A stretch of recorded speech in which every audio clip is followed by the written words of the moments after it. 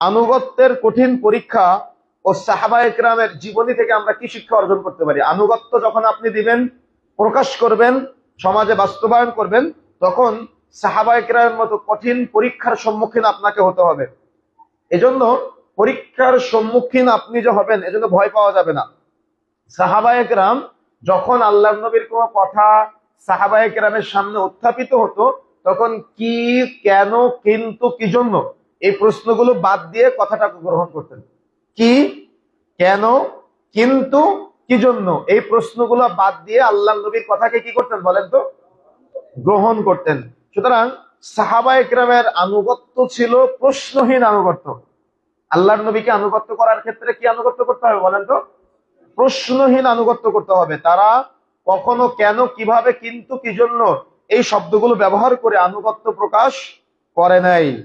এর নিদর্শন যদি আপনি দেখতে চান তাহলে বহু উদাহরণ দেওয়া যায়। তার মধ্যে একটা উদাহরণ হলো, যখন মদের আয়াত, মদ হারাম নাজিল হলো, তখন কি মদিনার অলিতে গলিতে মদের স্রোত বয়েছে? আপনারা শোনেন নাই?